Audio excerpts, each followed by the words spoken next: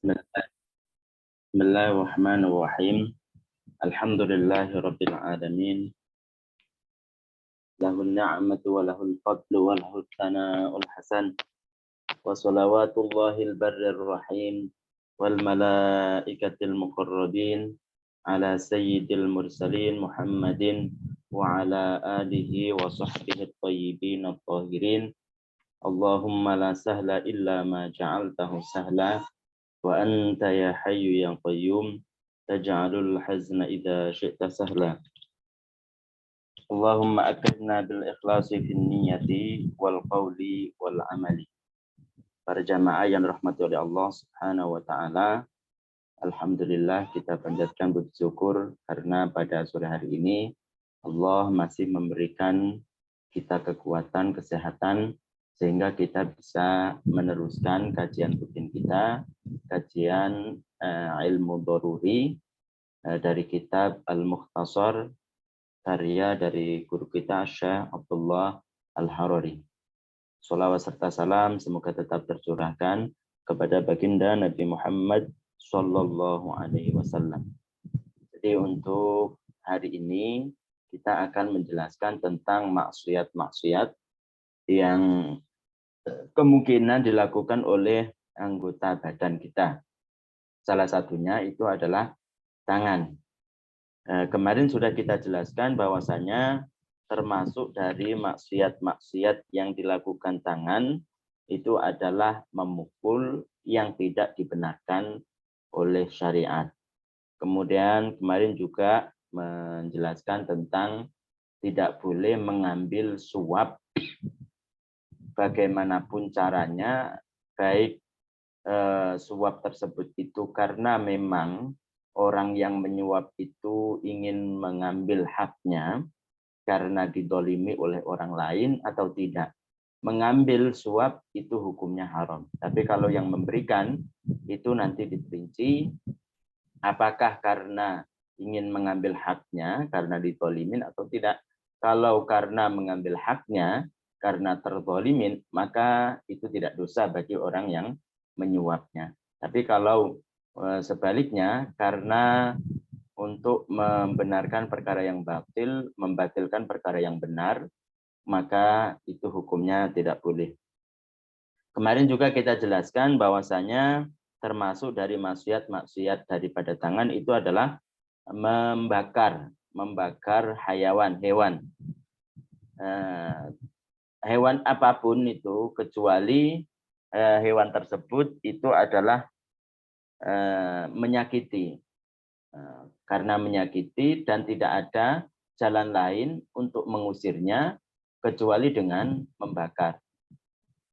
Hewan itu termasuknya adalah semut umpamanya. Kalau semut itu membunuhnya dengan membakar, maka itu tidak boleh kecuali karena mengganggu dan tidak ada jalan lain untuk membunuhnya, mengusirnya, kecuali dengan membakar. Kemudian juga kemarin kita jelaskan termasuk dari maksiat-maksiat daripada tangan, itu adalah mencincang atau memutilasi makhluk yang masih hidup. Memotong dengan cara mencongkel umpamanya, mencongkel matanya, sedangkan hewan itu masih dalam keadaan hidup, maka dalam agama itu tidak diperbolehkan. Kemarin kita sudah jelaskan itu, dan kita jelaskan bahwasanya betapa dalam Islam itu hukum-hukum yang seperti itu sangatlah lengkap, sampai yang namanya hayawan itu ada hukumnya, ada aturannya, bahwasanya kita tidak boleh untuk memutilasi, berbuat sesuatu yang tidak diperbolehkan meskipun itu adalah hewan. Meskipun itu adalah hewan. Kalau masih dalam keadaan hidup, seperti mencongkel matanya, maka itu tidak diperbolehkan. Juga di sini dijelaskan bahwasanya termasuk dari maksiat tangan itu adalah bermain dadu. Tahu kan, sebagian mungkin ada yang tahu dan sebagian ada yang tidak. Permainan-permainan yang biasanya dipakai untuk berjudi. Itu juga diharamkan, tidak boleh dalam Islam. Juga bermain setiap hal yang mengandung unsur judi. Ada ada unsur judi, kayak seperti umpamanya dari orang yang ingin ikut itu dipungut biaya kedua belah pihak. Nanti yang menang itu diberikan kepada yang menang itu nanti diberi uang tersebut, atau masing-masing tidak ada tidak membayar, masing-masing tidak membayar kalau membayar kepada orang yang menang. Jadi ada si A, ada si B. Awalnya tidak membayar. Kalau yang masalah yang pertama itu kan sama-sama bayar. Jadi ada panitia, kemudian habis itu kedua-duanya itu bayar, nanti yang menang itu diberikan, umpamanya 1 jutaan, ada 2 orang, 2 juta itu diberikan kepada yang menang. Itu juga termasuk judi. Atau tidak membayar duluan, nanti yang menang itu nanti yang akan dibayar oleh yang kalah, itu juga judi. Nanti dijelaskan secara terperinci di bab-bab masalah judi. Yang boleh itu adalah kalau dari pihak orang yang ketiga itu menyediakannya. Barang siapa orang yang bisa lari paling cepat, maka nanti dia akan mendapatkan hadiah. Siapa yang menyediakan dari pihak panitia, itu yang diperbolehkan. Itu jadi setiap apa saja permainan yang mengandung unsur judi itu tidak diperbolehkan. Judi yang bagaimana yang tidak boleh itu tadi ada kalanya dari kedua belah pihak peserta itu yang yang memberikan, kemudian nanti yang pemenangnya itu akan menerima hadiah dari uang tersebut. Atau yang kedua, yang tidak boleh ini, yang kedua adalah sama-sama tidak memberikan uang dulu. Bagaimana? Nanti dilihat dari yang pemenang. Kalau pemenang si A, maka yang kalah yaitu si B itu memberikan kepada si A. Itu juga tidak boleh. Yang boleh itu adalah ada orang ketiga. Yang ketiga panitia umpamanya menyediakan hadiah dari dirinya atau dari siapa, ada dari donatur. Kemudian nanti umpamanya ada pacuan kuda. Siapa yang paling cepat itu akan mendapatkan. Maka itu yang diperbolehkan. Ya, jadi yang judi itu seperti itu tadi. Setiap permainan apapun itu, baik itu dadu, baik itu kalau istilah sebagian orang Jawa itu ada namanya remi, yaitu kertas yang bergambar, ada namanya waru dan lain sebagainya. Itu saya dulu pernah disodorkan oleh teman, tapi alhamdulillah kita terjaga oleh Allah Subhanahu wa taala untuk tidak mengikutinya. Itu yang seperti itu tidak diperbolehkan. Kemudian juga yang tidak diperbolehkan lagi itu adalah memainkan alat musik. Alat musik, alat yang diharamkan dalam syariat. Alat musik yang diharamkan oleh syariat. Jadi tidak semua alat yang dibuat untuk berdendang itu haram. Ada yang haram, ada yang tidak. Contoh yang diharamkan dan nanti memainkannya itu adalah tidak boleh, itu seperti tumbur. Tumbur itu alatun tushbihul udah, sejenis gitar. Gitar itu kan macam-macam. Intinya alat yang ada senarnya, maka itu diharamkan dalam syariat. Ada tumbur, ada al-ud, ada gitar. Jadi kalian kalau lihat dari Google dan lain sebagainya, macam-macam gitar itu ada. Gitarnya itu gitar yang dipakai oleh orang yang gambus. Itu juga haram dalam Islam. Kemudian juga ada yang gitarnya itu kecil gitu, yang pas senar yang dipetiknya itu juga tidak diperbolehkan. Intinya alat-alat yang termasuk diharamkan oleh agama itu adalah alat yang di situ ada senarnya. Seperti tumbur, itu macam daripada gitar. Kemudian al-ud, itu juga macam dari gitar. Juga kalau kita di daerah kita itu terkenal dengan gitar, itu juga tidak diperbolehkan. Kemudian yang berikutnya yang tidak boleh itu adalah robab. Robab, jadi alat musik seperti derbaka. Kalau kalian tahu, yang maaf ya, yang biasanya dipakai oleh orang-orang yang Japan itu apa namanya, kayak seperti yang di atas itu bulat begini, kemudian meruncing, kemudian agak melebar. Itu juga tidak boleh, karena katanya itu adalah alat yang dipakai untuk orang-orang yang berbuat fasik. Syiar mereka kalau pakai itu, kalau apa namanya, kalau ingin berbuat fasik itu pakai itu tidak diperbolehkan.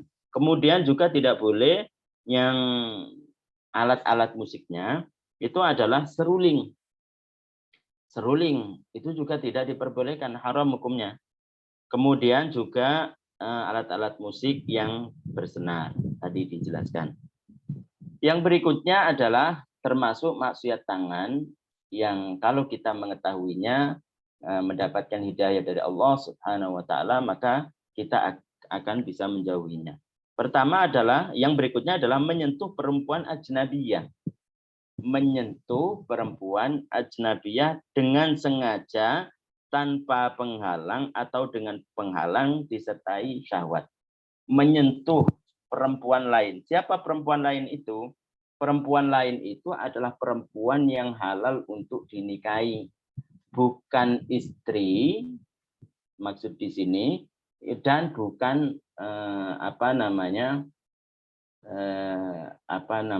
budak juga, bukan istri, bukan juga budak dalam Islam itu. Jadi perempuan yang boleh dinikahi itu namanya ajnabiyah. Itu namanya ajnabiyah. Jadi mungkin sebagian kalian ada yang belajar tentang mahram. Mahram itu ada kalanya dari nasab, ada kalanya karena pernikahan, ya kan? Ada kalanya persusuan itu.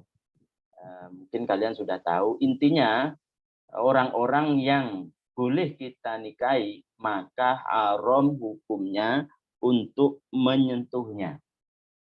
Menyentuhnya kalau tanpa penghalang. Tapi kalau pakai penghalang, asalkan tidak syahwat, tidak ada reaksi, tidak ada gairah, maka tidak haram. Jadi kalau menyentuh dan pakai penghalang dan tidak disertai dengan syahwat, tidak disertai dengan gairah, maka tidak haram. Ataupun pakai penghalang, pakai kain, tapi disertai dengan gairah, disertai dengan reaksi, disertai dengan syahwat, maka itu juga tetap haram. Jadi tidak boleh, tidak boleh. Kemudian meskipun dengan sesama jenis atau dengan mahram, meskipun sesama jenis, perempuan dengan perempuan, laki-laki dengan laki-laki, kalau disertai dengan gairah, disertai dengan gejolak, disertai dengan birahi, maka tidak boleh meskipun itu menyentuhnya laki-laki dengan laki-laki, perempuan dengan perempuan, maka hukumnya haram, tidak boleh. Kemudian yang berikutnya adalah menggambar sesuatu yang memiliki roh. Menggambar, kata-kata menggambar itu berarti membuat sesuatu yang memiliki roh, hewan, manusia, apapun itu, kalau menggambarnya masih ada kemungkinan hidup, kayak seperti umpamanya masih sempurna, kakinya ada, kemudian kepalanya ada, maka itu tidak diperbolehkan, itu haram. Nah, itu. Kemudian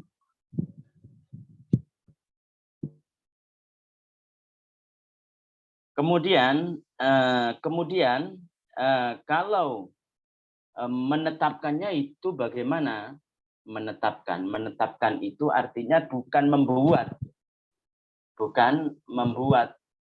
Menetapkan artinya ada seseorang umpamanya. Seseorang tersebut itu beli rumah. Rumahnya itu ada gambar. Bagaimana? Kalau gambarnya tersebut itu adalah gambar separuh umpamanya, separuh hewan tapi separuh, maka sebagian ulama ada yang membolehkan. Ya, jadi kalau menetapkan kayak seperti umpamanya kita beli rumah atau diberi kontrakan, sedangkan kontrakan tersebut itu ada gambarnya. Kalau dibuang, maka orang yang mempunyainya, karena kita umpamanya diberi kontrakan dan kontrakannya itu kontrakan yang harganya tidak terlalu mahal, murah begitu, tidak pada umumnya. Kemudian di situ ada gambarnya. Gambar bagaimana? Kalau gambarnya tersebut adalah gambar yang separuh umpamanya, maka sebagian ulama itu ada yang membolehkannya. Ada yang membolehkannya. Tapi yang tidak boleh itu adalah ini dan ini sepakat kalau sesuatu tersebut yang digambar, yang dipahat itu adalah sesuatu yang mempunyai dimensi. Kayak seperti patung itu. Baik itu separuh ataupun tidak, kalau itu adalah sesuatu yang mempunyai dimensi, maka semua ulama, baik itu Malikiyah, baik itu Hanafiyah, Ambaliyah, ataupun Syafi'iyah bahkan, maka itu semuanya mengatakan tidak boleh. Nah, tidak boleh. Jadi yang menjadi khilaf atau perbedaan, kalau gambar tersebut itu adalah gambar yang tidak mempunyai dimensi, bukan patung seperti itu. Kayak seperti foto, itu nanti ada perinciannya tadi. Perinciannya itu adalah kalau menurut Syafi'iyah menggambar kalau membuatnya itu tidak boleh secara mutlak. Artinya baik itu yang mempunyai roh atau tidak, itu tidak diperbolehkan. Tapi kalau menetapkannya bagaimana? Artinya bukan membuat. Maka kalau itu berupa separuh, gambar separuh, sebagian ulama itu ada yang membolehkannya. Itu. Kalau gambar masyayikh bagaimana? Gambar para kiai-kiai bagaimana? Para ulama mengatakan itu adalah bid'ah qabihah. Itu adalah bid'ah yang jelek. Katanya gambar tersebut, meskipun siapa itu, baik itu adalah ulama yang tersohor, yang itu katanya la barokata, tidak ada barokahnya. Katanya begitu. Jadi gambar tersebut itu katanya tidak berbarokah, tidak membuat orang itu barokah. Kemudian yang berikutnya adalah, jadi itu ya. Kemudian yang berikutnya termasuk dari maksiat tangan itu adalah tidak membayar zakat. Tidak membayar zakat. Tidak mau membayar zakat keseluruhan au ba'diha atau sebagian atau memberikannya kepada orang. Tidak membayar zakat, tidak membayar zakat atau sebagiannya setelah wajib dan mampu membayarnya. Jadi tidak membayar zakat itu termasuk dari maksiat tangan. Artinya setelah wajib dan memungkinkan. Setelah wajib itu berarti apa? Orang tersebut kalau zakatnya itu adalah zakat fitrah, zakat apa namanya, kalau kita adalah makanan pokok adalah beras, maka dikatakan wajib itu kalau sudah menemukan dua bagian bulan Syawal dan bagian bulan Ramadan. Dan dia itu mempunyai kelebihan. Kelebihan masalah apa? Kelebihan masalah makanan pokok untuk dirinya, kemudian dan orang-orang yang wajib dinafkahinya, kemudian juga sandangnya ada kelebihan, kemudian pakaiannya juga ada kelebihan untuk dirinya dan orang-orang yang wajib diberi sandangan pada hari raya dan malam setelahnya. Kalau ada kelebihan itu, maka itu wajib dan memungkinkan. Dan memungkinkan artinya harta tersebut itu ada pada dirinya, bukan di jarak jauh. Maksudnya saya punya barang umpamanya, barangnya itu wajib dizakati. Kalau dikalkulasi kita juga wajib untuk dizakati. Artinya apa? Artinya lebih dari makanan pokok, kemudian sandangnya juga lebih dari kita dan untuk orang-orang yang wajib disandangin, kemudian juga rumahnya, tempat tinggalnya maksudnya itu sudah dihitung semuanya ada kelebihan. Tapi apa? Hartanya itu jauh. Hartanya itu jauh, tidak mungkin membawa seketika itu. Nah, kalau seperti itu kan tidak memungkinkan. Kalau seperti itu tidak memungkinkan. Kemudian belum membayar pada waktu itu, maka itu tidak apa-apa. Artinya tidak dosa. Karena tidak memungkinkan. Yang ini yang dimaksud adalah memungkinkan. Hartanya ada pada dirinya, ada di daerah tersebut. Kemudian dia termasuk orang-orang yang wajib untuk mengeluarkan zakat, tidak mau mengeluarkan zakat. Maka itu juga apa? Tidak boleh, itu adalah haram. Kemudian yang berikutnya,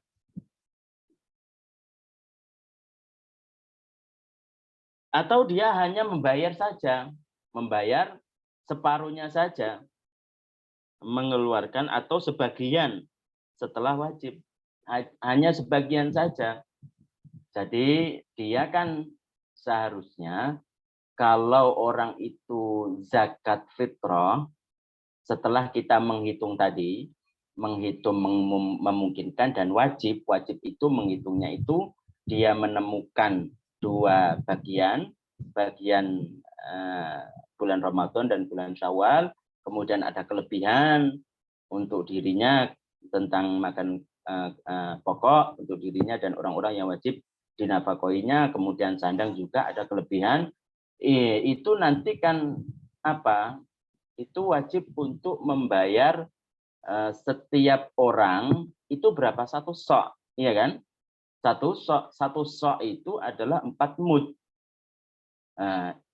Padahal dia punya seperti itu, hanya dibayar sebagian, 1 mud saja umpamanya. Padahal memungkinkan, padahal wajib bagi dia, maka juga itu berdosa. Itu juga haram. Kemudian juga termasuk dari maksiat tangan itu adalah atau memberikannya kepada orang yang tidak berhak menerimanya. Memberikan zakat kepada orang yang tidak berhak menerimanya. Salah satu orang yang tidak berhak menerima zakat itu apa? Siapa dia? Dia adalah orang yang kaya. Orang yang kaya tidak ada dalam asnaf as-samaniyah, tidak ada dalam golongan yang 8. Golongan 8 itu adalah fuqara, masakin, orang-orang yang miskin, kemudian amil, orang-orang yang membagi zakat secara syara, kemudian ada kalanya orang yang dalam perjalanan karena ketaatan kepada Allah.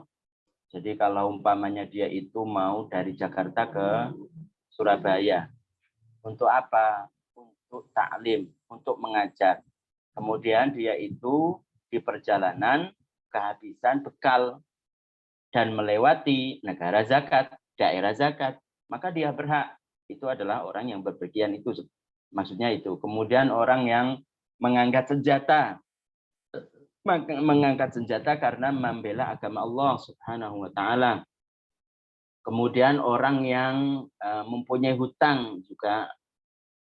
Kemudian orang yang al-mukatabun, orang yang budak yang ada kesepakatan dengan tuannya untuk berjanji bahwasanya jika dia membayar sekian maka dia akan merdeka, dan membayarnya itu dengan menyicil. Maka ketika dia tidak punya untuk membayar, waktunya membayar, kemudian dia tidak punya, maka dia juga berhak untuk menerima zakat. Supaya apa? Untuk membayar cicilan dia supaya dia merdeka. Orang-orang yang seperti ini sudah disebutkan dalam Al-Quran. Selain itu, kayak seperti orang yang kaya. Orang yang kaya ini bukan asnaf as-samaniyah, orang kelompok yang tidak berhak menerima zakat. Dia bukan sabilillah, bukan orang yang bukan orang yang membela agama Allah, mengangkat senjata membela agama Allah. Karena meskipun dia kaya, kalau dia itu termasuk orang-orang yang membela agama Allah, mengangkat senjata, dia berhak menerima zakat atas nama apa? Atas nama sabilillah, bukan fakir miskin, karena dia orang yang kaya. Begitu, bukan dari orang-orang yang berhak menerima zakat. Kok diberikan kepada dia? Maka itu juga maksiat. Maka itu adalah berdosa yang dilakukan oleh tangan. Kemudian yang berikutnya adalah tidak memberikan upah kepada orang yang disewa. Termasuk maksiat tangan itu adalah tidak memberikan upah kepada orang yang disewa. Buruh maksudnya, orang yang kerja. Sudah kerja seharian, keringatnya sudah netes, kalau dikumpulkan mungkin bisa jadi 1 ember, itu kan kasihan. Kemudian setelah selesai mengerjakan pekerjaan yang yang disewakan ataupun yang diperintahkannya, tidak dikasih upah, maka itu juga berdosa. Siapa yang berdosa? Majikannya. Orang yang memerintahkannya untuk apa? Untuk orang yang memerintahkannya untuk bekerja. Bahkan dalam hadis itu kesunahan bagi orang yang seorang majikan itu hendaknya memberikan upah sebelum keringatnya itu kering, katanya begitu. Ini permasalahannya, tidak diberikan upahnya sama sekali, maka itu juga berdosa.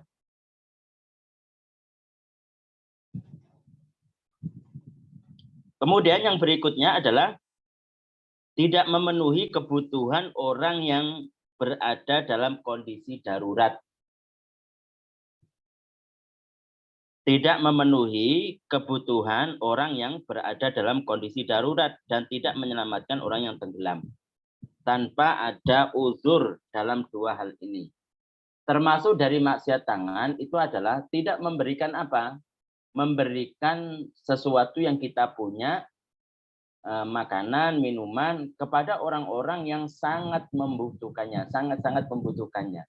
Kita ada kelebihan, kemudian kita tahu ada orang yang membutuhkannya, orang yang kelaparan, kalau tidak diberi maka dia akan pingsan, dia akan meninggal umpamanya. Masih saja kita tidak memberikannya, maka kita juga berdosa. Jadi kita tetap masih saja tetap berdosa. Kenapa? Karena mempunyai bekal, mempunyai kelebihan dari kita, dan dia dalam keadaan darurat, karena kalau tidak diberikan maka dia akan pingsan ataupun meninggal. Tidak diberikannya, padahal kita tahu itu, maka kita orang tersebut, orang yang tidak memberikannya, maka akan berdosa. Berbeda kalau umpamanya dia masih membutuhkannya. Dia masih membutuhkan air. Airnya tinggal sisa 1 botol. Kalau diberikan, saya akan kehausan. Temannya juga kehausan. Maka seandainya kalau tidak diberikan, maka itu tidak berdosa karena dia membutuhkannya. Itu ada uzur maksudnya. Itu ada uzur. Begitu juga tidak menyelamatkan orang yang tenggelam. Padahal kita mampu untuk menyelamatkannya. Beda kalau kita tidak mampu untuk menyelamatkannya. Orangnya tidak bisa berenang.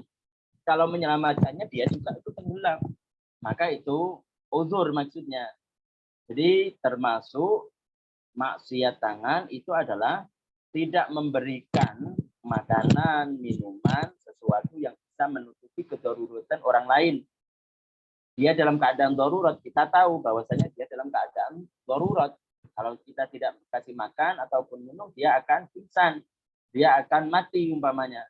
Kita ada kelebihan, maka seseorang yang tidak memberikan kelebihannya tersebut, maka itu juga berdosa. Itu yang pertama. Yang kedua, kalau tanpa uzur, kalau ada uzur seperti dia masih butuh sendiri atau keluarganya ada yang butuh sendiri, maka itu tidak tidak berdosa. Kemudian yang berikutnya adalah tidak menyelamatkan orang yang tenggelam. Mampu untuk menyelamatkan, mampu untuk berenang, tidak menyelamatkan. Tahu ada orang yang mau meninggal dalam keadaan mau tenggelam. Dia bisa untuk berenang, tidak menyelamatkannya. Tidak berbahaya baginya ketika dia mau menyelamatkannya. Maka dia berdosa. Berbeda kalau dia bisa berenang tapi berbahaya bagi dia. Seperti apa? Seperti ada di kolam. Yang kolamnya itu naudzubillah ada buayanya. Ada buayanya, kemudian ada orang yang tenggelam karena mau dimakan buaya, umpamanya. Nah, dia sendiri kalau ke situ nanti meskipun bisa berenang akan dimakan buaya. Maka juga itu tidak diperkenankan. Artinya meskipun tidak menolong karena ada uzur seperti itu contohnya, maka itu tidak berdosa. Kemudian menulis sesuatu yang haram dikatakan. Ini menulis sesuatu yang haram dikatakan. Kemarin yang menjelaskan tentang maksiat-maksiat yang dilakukan oleh mulut banyak sekali. Karena berdasarkan hadis baginda Nabi Muhammad SAW, aktsaru khotoya ibni Adam min lisanihi. Kebanyakan kesalahan dari manusia itu datangnya dari mulutnya. Ada namanya ngomongin orang lain. Ada namanya namimah. Namimah yaitu membedah perkataan, dipindah kepada orang lain, tujuannya supaya bertengkar. Ada namanya kemarin itu adalah menuduh orang lain telah berbuat zina. Ada namanya kemarin itu berdusta. Semua perkara-perkara yang haram untuk dikatakan, maka ditulis pun sama. Melalui SMS, melalui surat kabar, melalui WA, melalui Facebook dan lain sebagainya. Kok haram untuk dikatakan, maka juga menulisnya pun itu diharamkan. Itu bagaimana kalau lihat Islam seperti ini, kalau ada orang sampai melakukannya, mengamalkannya, maka sungguh orang tersebut itu jadi wali. Jadi orang-orang yang dikasihi Allah Subhanahu wa ta'ala. Karena orang yang lain, orang tetangganya, kemudian saudara-saudaranya itu selamat dari lisannya. Dari omongannya, tidak sampai mengguncing orang lain. Meskipun dia diguncing oleh orang lain, diomongin oleh orang lain, tidak membalasnya. Bahkan dia menasehati kepada orang yang mengguncing dirinya. Maaf. Jadi itu adalah akhlak. Itu adalah akhlakul karimah. Orang-orang yang seperti itu, kemarin sudah kita jelaskan mungkinnya. termasuk dari orang-orang yang berakhlak yang mulia, husnul khuluq.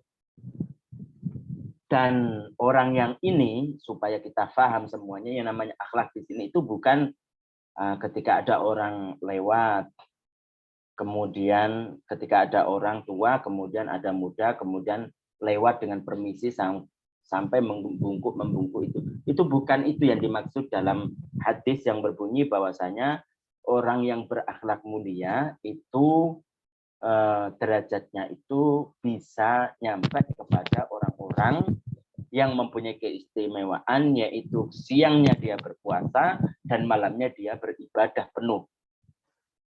Itu adalah akhlakul karimah, bisa nyampe derajat seperti itu. Derajat orang yang siangnya itu penuh dengan puasa, malamnya itu beribadah terus. Coba bayangkan, orang yang berakhlak. Siapa orang yang berakhlak itu? Orang yang berakhlak itu adalah salah satunya ketika dia itu dibuat jelek, maksudnya diomongin, digosipin oleh orang lain, dia bukan membalasnya. Bukan membalas kejelekan orang lain, bahkan orang lain yang berbuat jelek kepadanya, dia berbuat baik kepadanya. Sabar. Dia tidak memberikan makan kepada kita ketika kita ketika orang membutuhkan, ketika kita membutuhkan, dia tidak memberi makanan. Kita tidak sampai iri, dengki, hasud dan lain sebagainya, benci, enggak. Bahkan kita sabar, mungkin ini bukan rezeki kita. Kemudian ketika dia membutuhkan, kita ada kelebihan, jangan sampai balas dendam. Apa perbuatannya? Malah kita perbaiki dia. Kita punya kelebihan, didatangin. Kan Islam menyebar itu salah satunya dengan akhlak seperti itu. Jadi tidak membalas kejelekan orang lain, bahkan orang lain yang berbuat jelek itu kita baikin. Orang yang sekeras-keras orang yang berbuat jelek kepada kita, kepada seseorang, kalau kita itu membalasnya dengan kebaikan, mesti dia itu akan terenyuh. Mereka itu akan sadar. Sekeras-keras orang mesti akan begitu, insya Allah, dengan hidayah Allah Subhanahu wa Ta'ala. Bukan malah kita itu, dia berbuat jelek kepada kita, kita malah berbuat jelek kepada dia. Jadinya enggak akur. Jadinya apa? Kaku sama kaku, keras sama keras. Jadinya saling tidak menyapa, tidak bertegur sapa dan lain sebagainya. Bukan itu yang diajarkan oleh Islam. Jadi orang yang mempunyai derajat yang seimbang ataupun bisa mencapai derajat orang-orang yang siangnya berpuasa dan malamnya beribadah, itu adalah orang yang akhlakul karimah, orang yang berbudi pekerti luhur. Tapi ingat, orang yang berbudi pekerti luhur di sini bukan yang dimaksud itu adalah yang sebagian orang-orang yang di Indonesia, mungkin kayak seperti umpamanya kebiasaan orang Indonesia kalau lewat di depan orang tua itu kan sambil membungkuk, maaf, permisi. Bukan itu yang dimaksud. Yang dimaksud di sini apa? Yang dimaksud di sini adalah itu tadi salah satunya, ketika dia itu mendapatkan kejelekan dari orang lain, dia bukan membalas kejelekan, akan tapi dia sabar, bahkan kejelekan tersebut itu dibalas dengan kebaikan. Itu yang dimaksud dari akhlakul karimah. Nah, jadi sekali lagi, setiap perkara, setiap ucapan, setiap omongan yang itu adalah haram untuk diucapkannya, maka ditulis pun demikian. Ditulis pun demikian.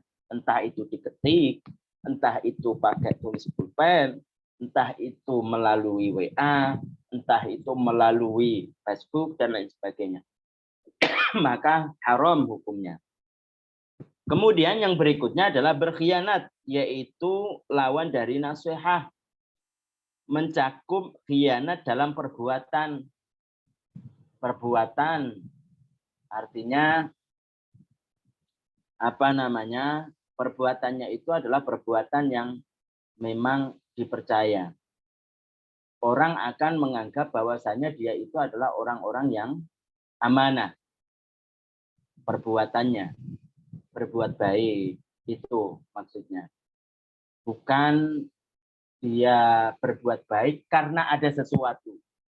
Tapi karena ada sesuatu, umpamanya ada bos. Ada bos, bosnya itu datang ke kantor. Dia akan berbuat baik kalau bosnya itu datang. Itu berarti bukan amanah. Dia akan membuatkan kopi kalau ada bosnya. Jadi berbuat baik karena ada bosnya. Kalau tidak, dia tidak berbuat baik, berarti itu tidak amanah. Ataupun perkataan, ataupun di perkataan amanah. Artinya apa? Kalau dia umpamanya, kamu jangan sampai berbuat bohong.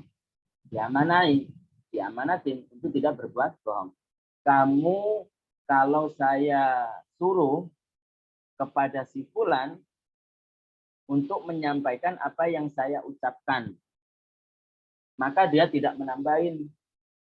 Bukan malah dia itu mengutip perkataan yang akhirnya akan menjadikan orang yang menerima berita dan orang yang menyuruh untuk menyampaikan berita itu jadi pertengkaran. Itu tidak amanah. Itu tidak amanah. Juga dalam keadaan. Dan keadaan, artinya keadaan itu bagaimana? Artinya keadaan. Seperti contohnya umpamanya. Ketika ada orang tersebut ada bos umpamanya. Ada bos masuk ataupun dia mau apa? Dia mau ikut ujian.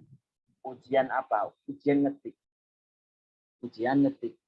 Kemudian apa? Kemudian dia sok-soknya itu adalah orang yang ahli dalam ngetik. Sehingga jari-jarinya itu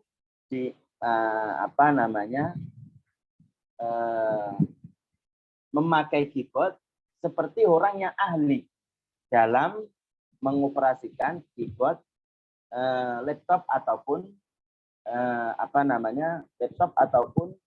PC. Laptop ataupun PC ataupun netbook dan lain sebagainya. Dia mencet dari keyboard itu kayak seperti orang yang ahli. Padahal kalau umpamanya dia suruh ngetik 1 jari. Jadi 5 jari itu diarahkan ke 1 titik.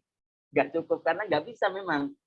Jadi umpamanya huruf A itu pakai ibu jari, begitu. Tapi ketika ada bosnya, itu seakan-akan memberikan kesan bahwasanya dia itu adalah ahli. Ataupun orang yang mengujinya datang kepadanya, seakan-akan dia adalah ahli. Dengan memencet keyboard tersebut seperti orang yang ahli. Padahal kenyataannya kan tidak. Itu tidak amanah berarti. Itu tidak amanah. Jadi sekali lagi bahwasanya kita dituntut atau ditekankan, disuruh oleh syariat untuk selalu amanah dalam segala hal, baik itu perkataan ataupun perbuatan ataupun keadaan.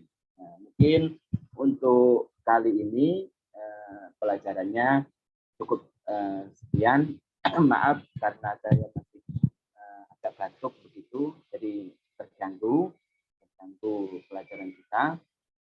Insya Allah untuk pertemuan berikutnya keadaan saya sudah tidak batuk lagi. Amin amin ya rabbal alamin. Sebelum kita tutup kajian kita ini, kita akan melihat dari pertanyaan-pertanyaan.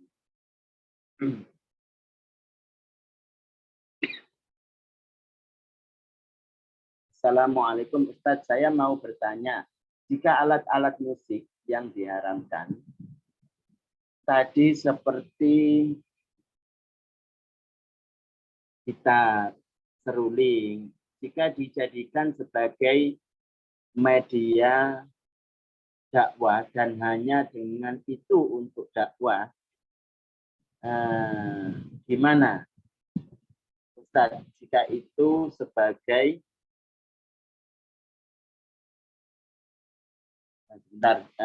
pertanyaan sebelumnya, kalau di rumah ada gitar dan suling. Baiknya dihancurkan atau dibuang saja, Ustaz. Kalau bisa dipakai yang lain, bukan untuk dimainkan, kayak seperti umpamanya senarnya dibuat untuk tali. Kemudian apa namanya alatnya bukan senarnya, rumah dari senarnya itu bisa dibuat untuk apa namanya hiasan gitu. Jadi talinya diambil, kemudian dibuat untuk senarnya diambil, kemudian dibuat tali, itu lebih bagus. Itu seharusnya begitu, karena tidak boleh untuk menghancurkan sesuatu yang masih bisa dimanfaatkan. Jadi senarnya diambil, kemudian mungkin apa namanya kayunya tadi itu dibuat untuk apa gitu, untuk hiasan atau apa, dan sebagainya. Karena senarnya sudah nggak ada. Itu baiknya begitu. Assalamualaikum Ustaz.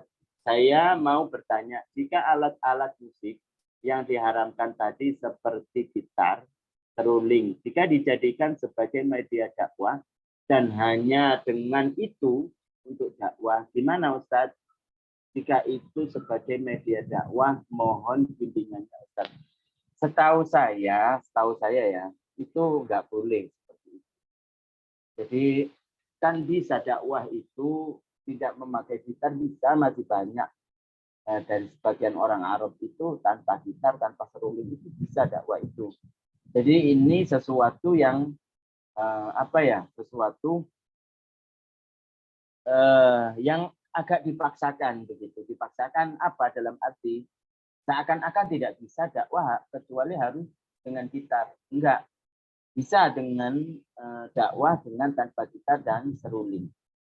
Dakwah tanpa gitar dan seruling. Saya yakin ketika orang tersebut itu tanpa dengan alat-alat yang diharamkan oleh para ulama, itu hasilnya beda. Keberkahan itu akan menaungi dia. Keberkahan akan menghampiri dia. Tapi kalau pakai gitar, meskipun itu atas nama dakwah, kelihatannya dia senang. Kelihatannya dia itu adalah orang yang pandai untuk apa mengikuti daripada dakwah tersebut. Tapi pakai gitar, sesuatu yang diharamkan. Maka hakikatnya dalam Islam itu tidak ada keberkahan sama sekali dan bahkan bermaksiat. Jadi sesuatu dalam hadis disebutkan bahwasanya sesuatu itu tidak bisa bernilai taat kalau itu dikatakan dalam syariat itu adalah maksiat. Nah, sudah jelas-jelas bahwasanya gitar, kemudian seruling, itu kan sudah dijelaskan oleh para ulama itu tidak diperbolehkan, tidak akan bernilai taat kalau digunakan, meskipun digunakan untuk dakwah dan lain sebagainya, meskipun itu atas nama dakwah, karena memang sudah dijelaskan bahwasanya alat-alat tersebut itu adalah alat-alat yang diharamkan. Gitu. Jadi bisa berdakwah tanpa suling, dakwah tanpa gitar itu bisa. Dan Ustadz, jika kita melukis seorang ulama dan memajang di dinding rumah, apakah itu termasuk maksiat tangan? Melukis, ya, termasuknya begitu. Melukis, kalau melukis ini kan ini ada beda pendapat karena bukan sesuatu yang mempunyai 3 dimensi, kan? Itu ada yang berbeda pendapat. Katanya bahwasanya kalau umpamanya ada apa namanya lukisan ataupun apapun gambar, yang gambar tersebut itu gambar hewan, sesuatu yang hidup seperti di dinding ataupun di kaca umpamanya, katanya malaikat itu tidak akan memberikan rahmat kepada pada rumah tersebut, katanya begitu. Tidak akan diberikan barokah dan rahmat. Ya, termasuk maksiat tangan itu. Menurut Syafi'iyah, ya. menurut Syafi'iyah itu maksiat tangan, melukis itu. Orang kaya yang fisabilillah diberi zakat. Orang kaya fisabilillah diberi zakat. Itu juga maksiat tangan atau saya salah dengar? Ustaz? Enggak.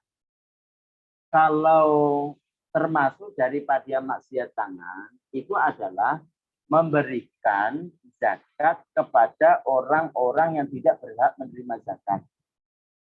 Orang-orang yang tidak berhak menerima zakat. Orang-orang yang berhak menerima zakat itu orang yang fakir, miskin. Kemudian orang yang fisabilillah. Siapa fisabilillah ini?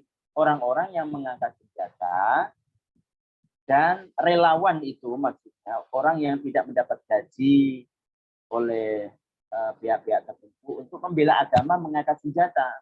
Maka orang tersebut namanya sabilillah untuk menegakkan agama Allah Subhanahu wa taala. Maka orang tersebut itu adalah orang yang berhak menerima zakat. Meskipun dia itu adalah kaya, tapi dia menerima zakat itu bukan atas nama kayanya. Tapi apa? Atas nama fisabilillah. Kalau dia mengambil zakat atau seseorang memberikan zakat kepada dia atas nama fisabilillah tidak bermaksiat. Tidak haram, bukan maksiat tangan. Itu. Jadi salah paham.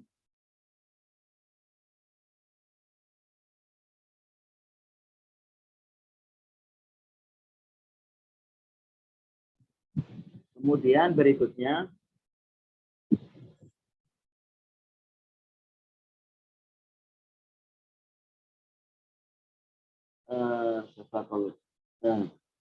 amin.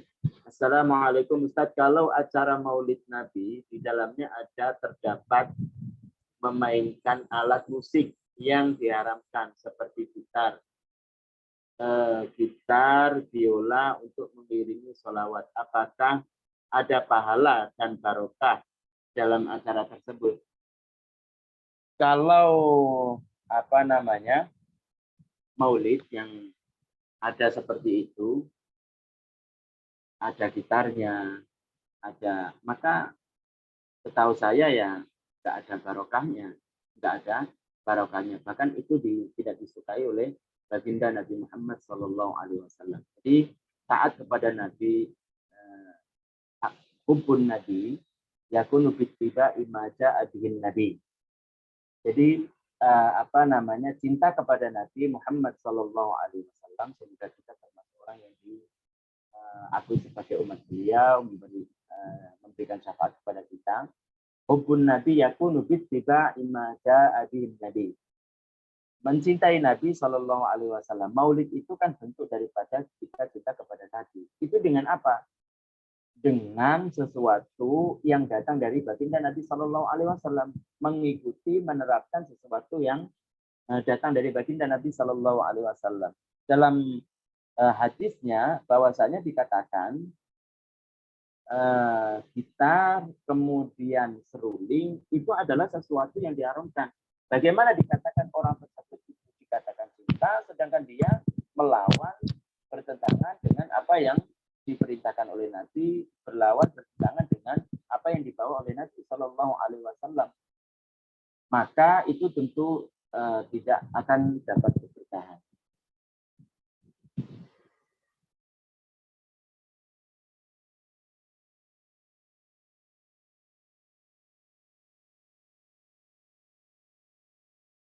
Kemudian, ya, itu begitu ya. Jadi begitu. Bahkan dalam kitab-kitab tersebut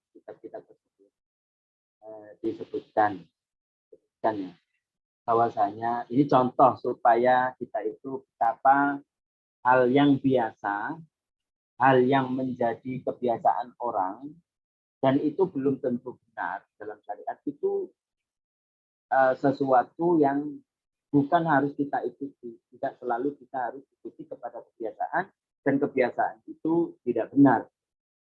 Karena banyak yang melakukannya, karena banyak yang menerapkannya, padahal itu dalam syariat tidak boleh menjadi kebiasaan. Bukan berarti kita mengatakan, bukan berarti kita mengikutinya karena kebiasaan.